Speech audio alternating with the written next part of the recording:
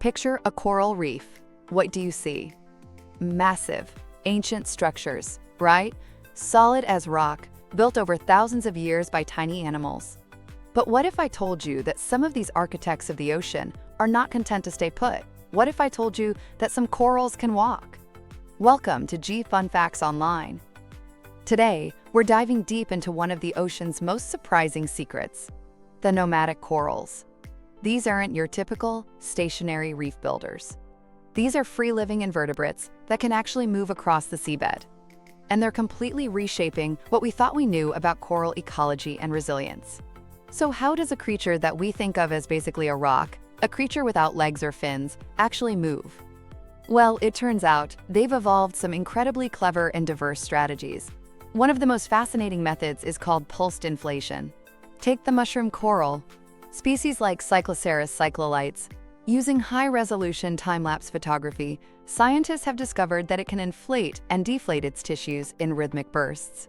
This creates a propulsive force, a sort of jellyfish-like motion, that allows it to move across the sea floor.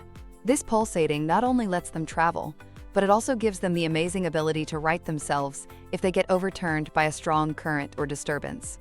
Other mushroom corals, from the Fungia genus, perform a sort of slow-motion walk. They start life attached to a rock, but as they get bigger and heavier, they break off from their stalk and become free-living. They can then slowly move by expanding and deflating different parts of their soft body in a coordinated sequence, shuffling along just a few millimeters per day. But perhaps the most bizarre method involves a symbiotic relationship.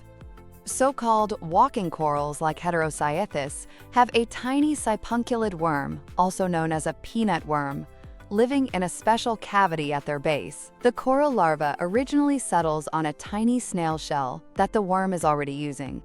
As the coral grows over the shell, it leaves a little opening for its worm tenant.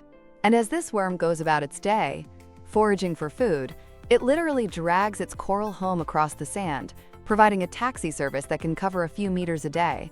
That's like warp speed in the coral world. Okay, so they can move, but why bother?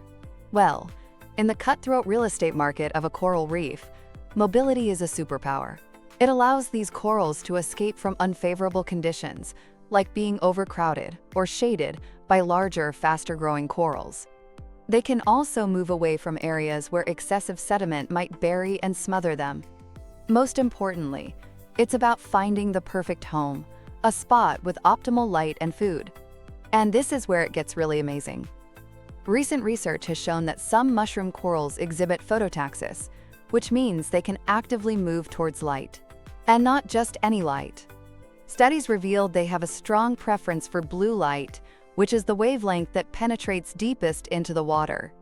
This suggests they are actively migrating towards depths that offer the best conditions for their survival and for the photosynthetic algae that live inside their tissues. This ability to chase the perfect light could be a critical survival tool as our oceans get warmer, potentially allowing them to escape deadly bleaching events in shallow waters. This discovery isn't just a cool piece of trivia, it has huge implications for science and conservation. In an era of unprecedented threats to coral reefs from climate change and pollution, understanding every aspect of coral resilience is crucial. The ability of some corals to move to more favorable environments could be a vital survival strategy. It's not a magic bullet for the global coral crisis, of course.